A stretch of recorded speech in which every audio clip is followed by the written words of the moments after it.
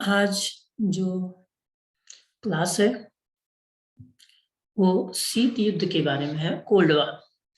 Cold war का जो topic है डिफेंस स्टडीज के बीए और बीएससी दोनों में आता है। वो थर्ड ईयर में, थर्ड ईयर का जो पेपर थर्ड है, तीसरा पेपर है युद्ध का अध्ययन, स्टडी ऑफ वॉर। इसमें एक महत्वपूर्ण विषय है शीत युद्ध, शीत युद्ध या कोल्ड वॉर। कोल्ड वॉर जैसा कि हम लोग जीवन में सुनते आते हैं, दो विश्व लोगों की बोलचाल ना हो या कोई लोग एक दूसरे से बातचीत ना करें, तो भी यह तनाव का जो होता है, तनाव होता है व्यक्तिगत संबंधों में, मित्रता में या प्रशासनिक में, कहीं भी या राजनीतिक दलों में, जहाँ पे एक ऐसा तनाव जो प्रत्यक्ष रूप से हिंसात्मक ना हो के मानसिक रूप से चलता है, तो व्यक्तिगत तो ऐसे सामान्य जीवन में भी उस स्थिति को हम कोल्ड वॉर बोलते हैं। तो ये तो हुआ सामान्य जीवन की बात, और इस शब्द को हम लगातार सुनते आए हैं कि शीत युद्ध चल रहा है, कोल्ड वॉर चल रहा है। तो ये कोल्ड वॉर एक डिफेंस के टर्म में जो कि महत्वपूर्ण है, आने वाले सामान्य अध्ययन में भविष्य में भी आप लोगों के लिए महत्वपूर्ण विषय है। ये कॉन्सेप्ट इसका समझना बहुत आवश्यक है। एग्जाम्स जो होते हैं उसमें कोल्ड वॉर से ऑब्जेक्टिव भी बहुत ज्यादा आते हैं। इसके एक एक घटनाओं को ऑब्जेक्टिव के रूप में, फैक्ट के रूप में भी पूछा जाता है, और शॉर्ट आंसर के रूप में कोल्ड वॉर की डिफिनेशन भी पूछी जाती है, काजेज भी पूछे जाते हैं, कारण भी पूछे जाते हैं। तो कोल्ड वॉर मुख्य रूप से देखा जाए तो स्टडी ऑफ वॉर में एक महत्वपूर्ण विषय है, महत्वपूर्ण टॉपिक है जिसको पढ़ना बहुत आवश्यक है। तो आज हम कोल्ड वॉर के विषय में पढ़ेंगे, और इसमें मुख्य रूप से हम देखेंगे तो क्या कोल्ड वॉर पढ़ने का उद्देश्य क्यों है। जैसा कि हम अभी पहले भी चर्चा कर चुके हैं कि आज भी लोगों के जीवन में यह शब्द लगातार चर्चा में रहता है, इसलिए भी रिलेवेंट है। इसके अलावा समाचार पत्रों, न्यूज डिबेट इत्यादि में लगातार cold war, new cold war जैसे टर्म्स का यूज होता रहता है। वर्तमान में देखा जाए तो चीन अमेरिका के बीच, चीन या भारत के बीच लगातार ये बोला जाता है कि कोल्ड वॉर की स्थिति है। तो कोल्ड वॉर क्या है, इसे समझने की जरूरत है, और आगे हम समझने का प्रयास करते हैं। तो मुख्य रूप से हम कोल्ड वॉर के कॉन्सेप्ट को समझेंगे, उसके कारणों को समझेंगे, उसके कौन कौन से डायमेंशन थे और वर्ल्ड ऑर्डर पे इसका क्या इफेक्ट हुआ। इस पूरे कॉन्सेप्ट को समझने के लिए हम दो पार्ट्स में डिवाइड करेंगे। पहले पार्ट्स में इसके कॉन्सेप्ट, काजेज और जो प्रमुख अवधारणाएं हैं, कारण हैं और इसके क्या आयाम हैं वो समझने का प्रयास करेंगे। और दूसरे भाग में देतांते क्या है, जी इमर्जेंस ऑफ कोल्ड वॉर क्या था, कोल्ड वॉर का अंत कैसे हुआ, इत्यादि विषयों पर चर्चा करेंगे। तो अगर हम पहले पे बात करें तो कोल्ड वॉर की जो शुरुआत हुई, उसके पहले, कोल्ड वॉर से पहले द्वितीय विश्व युद्ध जैसे भयानक दौर से गुजरा हुआ था।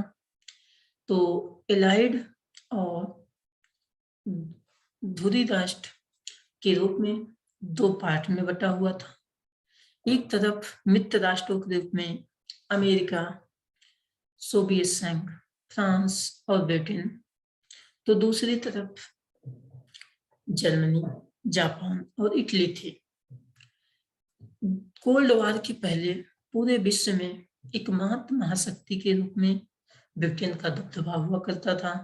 ब्रिटेन एक बड़ी शक्ति हुआ करती थी, परंतु कोल्ड वॉर आने, इसका उद्भव होने के साथ साथ ये जो द्वितीय विश्व युद्ध था, इसमें संसाधनों की, रिसोर्सेज की अगर किसी की सबसे ज्यादा हानि हुई थी तो वो यूनाइटेड किंगडम यानी ब्रिटेन की हुई, क्योंकि जो युद्ध भूमि पे जो प्रमुख युद्ध लड़े गए वो ब्रिटेन की सीमाओं के आसपास लड़े, ब्रिटेन एक्टिव रूप से लड़ा, और जर्मनी ने सबसे ज्यादा नुकसान ब्रिटेन और फ्रांस को पहुंचाया। द्वितीय विश्व युद्ध में एक प्रमुख घटना हुई 1941 में पर्ल हार्बर की घटना, जिसमें यूनाइटेड स्टेट पर जापान ने हमला किया पर्ल हार्बर पर कब्जा करने के लिए, जिसमें के बाद अमेरिका इस युद्ध में कूदा और 6 अगस्त और 9 अगस्त 1945 को जो घटना हुई, जिसमें लिटिल बॉय और फैट मैन नामक 2 परमाणु बमों का हिरोशिमा और नागासाकी पर परीक्षण किया गया, जिसमें भारी संख्या में जनधन की हानि हुई जापान को, और जापान ने इस युद्ध के बाद इसके बाद आत्मसमर्पण कर दिया। तो जापान के आत्मसमर्पण के बाद जर्मनी ने भी आत्मसमर्पण किया, हिटलर की भी मृत्यु हुई। तो इसके बाद की जो विश्व में एक नई व्यवस्था आई, न्यू वर्ल्ड ऑर्डर सिस्टम निकल के सामने आया, क्योंकि इसके पहले ब्रिटेन एक महाशक्ति हुआ करता था, उसकी शक्तियों में हास्य दिखने का दिखा, क्योंकि ब्रिटेन अब उतना मजबूत नहीं रहा। तो विश्व में उसका स्थान लेने के लिए अमेरिका और सोवियत संघ, जो कि आपस में सैन्य गठबंधन था जिनका, लेकिन इंटरनेशनल पॉलिटिक्स में, जैसा कि अंतरराष्ट्रीय राजनीति इंटरनेशनल जियो पॉलिटिक्स में पहले भी बताया जा चुका है कि कोई ना परमानेंट शत्रु होता है ना परमानेंट मित्र होता है, कोई अस्थायी शत्रु या अस्थायी मित्र नहीं होता है।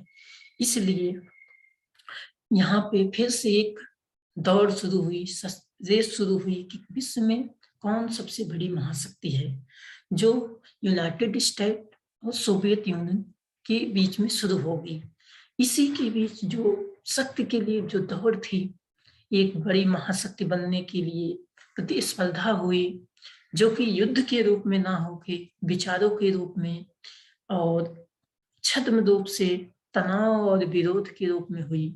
इसी को अगर समझा जाए तो इसको हुई जो कि 1945 से लेके लगातार 1990 तक चला। इसे ही बर्नार्ड बरूच ने सबसे पहले कोल्ड वार शब्द के रूप में डिस्क्राइब किया कि ये जो तनाव है दोनों देशों के बीच में महाशक्ति बनने के लिए, अमेरिका और सोवियत यूनियन के बीच में, ये कोल्ड वार है, शीत युद्ध है, क्योंकि यहाँ पे ना युद्ध की स्थिति है ना शांति की स्थिति है, युद्ध और शांति दोनों के बीच की स्थिति है। तो अगर इसके लक्षणों की बात की जाए तो क्या कारण थे इसके बैकग्राउंड में कि कोल्ड वॉर की सिचुएशन बनी या दोनों की राइवलरी स्टार्ट हुई, वॉर लाइक सिचुएशन के लिए बनी। तो इसमें अगर आएंगे तो युद्ध जब समाप्त होता है तो उस समय यहाँ पे अमेरिका ने फ्रांस के बॉर्डर के उपरांत यूरोप में सोवियत संघ के प्रभाव को रोकने के लिए, क्योंकि सोवियत संघ की सीमा, पश्चिमी सीमा जो थी पूर्वी यूरोप से लगती है, तो उसको रोकने के लिए वहां पे कहीं सोवियत संघ की कम्युनिस्ट विचारधारा फैल ना जाए और धीरे धीरे पूर्वी यूरोप के राष्ट्र पूर्ण रूप से सोवियत संघ के प्रभाव में ना जाए, इसको रोकने के लिए ट्रूमैन डॉक्ट्रिन वहां अमेरिका के राष्ट्रपति ट्रूमैन ने लाई 1946 में। यहाँ पे इम्पोर्टेंट होता है, आगे चल के ये फ्यूचर में क्वेश्चन बनेगा ऑब्जेक्टिव कि ट्रूमैन डॉक्ट्रिन कब आई, तो वो ये होता है 1946। तो 1946 इसके साथ अगला कंपोनेंट है कि ट्रूमैन डॉक्ट्रिन क्या है। तो ट्रूमैन डॉक्ट्रिन में मिलिट्री असिस्टेंट दिया गया था ग्रीस और टर्की को। तो सोवियत संघ के प्रभाव को रोकने के लिए टर्की और ग्रीस को कुछ इकोनॉमिक के साथ साथ सैन्य सहायता भी दी गई थी। लेकिन जब किसी पड़ोसी राष्ट्र को सैन्य सहायता कोई दूसरा देश देगा तो वहां पे उसको सिक्योरिटी डिलेमा के रूप में पड़ोसी राष्ट्र देखता है। तो यहाँ पे जो सोवियत संघ ने इसको अपने लिए एक खतरे के रूप में लिया कि अमेरिका उसके पड़ोस में अस्थिरता उत्पन्न करना चाहता है, अशांति उत्पन्न करना चाहता है। तो यहाँ पे एक दुविधा का जन्म होता है, भय का जन्म होता है। तो इन सब चीजों से इसके बाद मार्शल प्लान आता है जून 1947 में, जिसमें पूरे यूरोप के लिए, क्योंकि पूरा जो युद्ध चला था, द्वितीय विश्व युद्ध की जो प्रमुख रूप से घटनाएं घटी थी, युद्ध चला था, वो चला था पूर्वी यूरोप में। तो पूर्वी यूरोप में आर्थिक ढांचा अस्त व्यस्त हो गया था, कल कारखाने को भारी नुकसान हुआ था, बम्बार्डिंग से लोगों के घर टूट गए थे। उनको रोकने के लिए भी, उनको फिर से पुनर्निर्माण के लिए, पूरे यूरोप को फिर से बनाने के लिए मार्शल प्लान की घोषणा की गई, जिसमें पूरे पूर्वी यूरोप को आर्थिक सहायता दिया गया। तो इन दो घटनाओं से जो जो प्रभाव बना, तो सोवियत संघ ने इसको अपने लिए खतरे का के रूप में देखा कि अब अमेरिका पूर्वी यूरोप में और सोवियत संघ के पड़ोस में खतरा उत्पन्न करना चाहता है, अपना प्रभाव स्थापित करना चाहता है, जिसके लिए सोवियत यूनियन भी इसको काउंटर करने के लिए बर्लिन जो जर्मनी की राजधानी थी, उसको ब्लॉक कर देता है, ब्लॉकेट कर देता है कि पूर्वी यूरोप से और सोवियत यूनियन से बर्लिन को कोई आपूर्ति ना हो, लॉजिस्टिक की सप्लाई ना हो, तो सारी चीजें रोकी जाती हैं। तो यहाँ पे एक और क्वेश्चन बनता है, ब्लॉकेट जो बर्लिन कब हुआ था? ये 1948 में हुआ था और सोवियत यूनियन के द्वारा हुआ था, मार्शल प्लान को काउंटर करने के लिए। अगली जो घटनाएं हुई इसके बाद, ये दोनों तो घटनाएं आर्थिक रूप से सैन्य सहायता के रूप में हुई, लेकिन अगला प्लान बहुत बड़ा था। 4 अप्रैल 1949 में अमेरिका और 14 अन्य पूर्व पश्चिमी यूरोप के देशों ने मिलकर नाटो का गठन किया। नाटो एक सैन्य संगठन है, जिसमें ये कहा गया कि पश्चिमी यूरोप या नाटो के सदस्य देशों पर यदि कोई भी अन्य राष्ट्र आक्रमण करता है, उसकी सुरक्षा के समक्ष खतरा उत्पन्न करता है, तो उसे पूरे नाटो के विरुद्ध आक्रमण माना जाएगा और सारे नाटो के जो सदस्य देश हैं वो मिलकर इसका सामना करेंगे।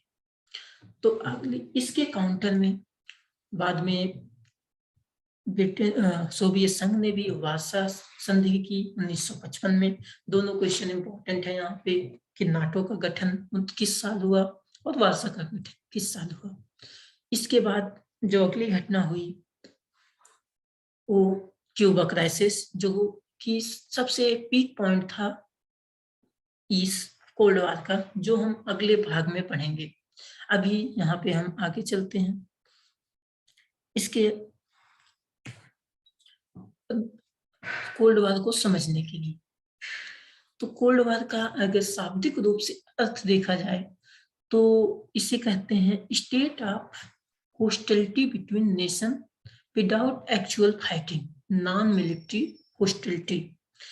या हिंदी में समझा जाए तो ऐसा युद्ध था जो मुख्य रूप से ये कहा जाता है कि कोल्ड वार, जहां पे युद्ध और शांति के बीच की स्थिति थी और जिसमें दो व्यक्ति थे, जॉन फॉरेस्ट, जेएफ फॉरेस्ट डलिश और स्टॉलिन, और दो विचारधाराएं थी, कम्युनिस्ट विचारधारा और कैपिटलिस्ट विचारधारा, और दो स्टेट थे, यूनाइटेड स्टेट और सोवियत यूनियन, दो गुट थे, नाटो और वार्सा।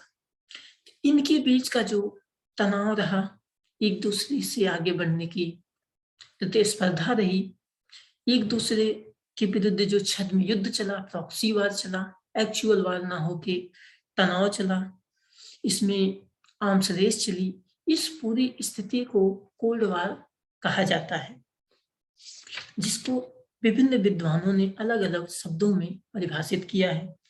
भारत के एक विद्वान है एम.एस. राजन, उनके अनुसार शीत युद्ध शक्ति राजनीति का मिश्रित परिणाम है, मतलब पावर पॉलिटिक्स का रिजल्ट है। कोई भी जब दो गुटों, दो व्यक्तियों या दो संगठनों के बीच में पावर पॉलिटिक्स सुप्रीमेसी के लिए आगे बढ़ते हैं, तो वहां पे एक दूसरे को प्रोपेगेंडा, आर्थिक economic measures, political action, blockade, अपने इस संगठन में लोगों को, अपने गुट में अन्य राष्ट्रों को जोड़ना इत्यादि, या सीमा पे नाकाबंदी इत्यादि माध्यम से जो दबाव बनाया जाता है, इस पूरे हॉस्टिलिटी या युद्ध जैसी परिस्थिति को कोल्ड वार बोलते हैं, क्योंकि यहाँ पे एक्चुअल में कोई युद्ध, वास्तविक युद्ध तो नहीं हो रहा है, लेकिन युद्ध की जैसी सारी स्थितियां मौजूद होती हैं। ये दो विरोधी विचारधाराओं का संघर्ष भी इसे कहा जा सकता है। एक महान थिंकर रहे फ्लेमिंग, जिनके अनुसार cold war is a war that is fought not on the battlefield but in the mind of man, one try to control the other. इनके अनुसार कोल्ड वॉर एक ऐसा युद्ध है जो युद्ध भूमि में ना होके मनुष्य के मस्तिष्क में होता है, जिसमें एक व्यक्ति दूसरे पे कंट्रोल करने का प्रयास करता है। वहीं हार्टमैन के अनुसार ये दो देशों के बीच ऐसी पॉलिसी थी जो दूसरे को कमजोर करने के लिए तनावजनित स्थिति थी, जिसमें प्रोपेगेंडा या विभिन्न नीतियों के माध्यम से कमजोर कर दिया जाए और खुद को इतना मजबूत बना दिया जाए कि महाशक्ति के रूप में उभर सके वो देश। भारत के प्रधानमंत्री जवाहरलाल नेहरू के अनुसार शीत युद्ध की परंपरा शक्ति के संतुलन की नवीन रूप है, क्योंकि यह दो महाशक्तियों के बीच आपसी संघर्ष था, जिसमें दिमाग का युद्ध चलता था, प्रचार का युद्ध चलता था, प्रोपेगेंडा का युद्ध चलता था। कौन सी महाशक्ति किस पे कंट्रोल करेगी और विश्व में अपना एक महत्वपूर्ण स्थान बनाने के लिए जो ये चला। तो कुल मिला के ये जो कोल्ड वार है, ये ग्राउंड पे ना लड़के दिमाग में लड़े जाने वाला ऐसा युद्ध है जिसमें गहरी स्पर्धा होती है और चालें चली जाती हैं विपक्षी गुट को कैसे कमजोर किया जाए और खुद को मजबूत करके महाशक्ति के रूप में सामने आया। तो यहाँ पे कोल्ड वार के जो एलिमेंट्स हैं उसमें है आइडियोलॉजिकल कॉन्फ्लिक्ट। तो यहाँ पे हम देखते हैं, यहाँ पे अमेरिका का जो प्रमुख प्रभाव था वो पूंजीवादी विचारधारा से प्रभावित था। वो यूरोप में पूंजीवाद फैलाने के लिए लगे थे, तो दूसरी तरफ सोवियत यूनियन कम्युनिज्म फैलाने के लिए साम्यवादी विचारधारा को प्रभाव का प्रसार पूरे विश्व में करना चाहता था कि पूरे विश्व में साम्यवादी विचारधारा फैले। साम्यवादी विचारधारा को रोकने के लिए ही नाटो का गठन हुआ। बाद में मिलिट्री अलायंस बने, सियाटो, सेंटो, जो जिससे बगदाद पैक्ट के रूप में 1955 में गठन हुआ, सियाटो का गठन 1954 में हुआ, इत्यादि मिलिट्री अलायंसेस बने। और इसका एक और नेचर प्रमुख रूप से रहा है वॉर विदाउट वायलेंस और वेपन्स, क्योंकि कोल्ड वार में युद्ध भूमि में युद्ध नहीं हुआ है, हथियारों के रूप से का प्रत्यक्ष रूप से प्रयोग नहीं हुआ है। हाँ, हथियारों की धमकी देने का प्रयास लगातार किया गया है कि अगर आप हमारे ऊपर आक्रमण करेंगे तो हम आपका समूल विनाश कर देंगे।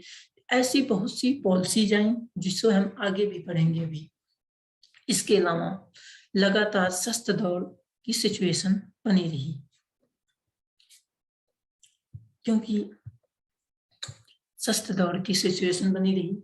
हर गुट कब कितना ज्यादा हथियार इकट्ठा कर ले इसका प्रयास चलता रहा, जिससे दूसरा गुट उससे उन्नत हथियार बनाने का प्रयास करता रहा और एडवांस टेक्नोलॉजी के हथियार बनाया।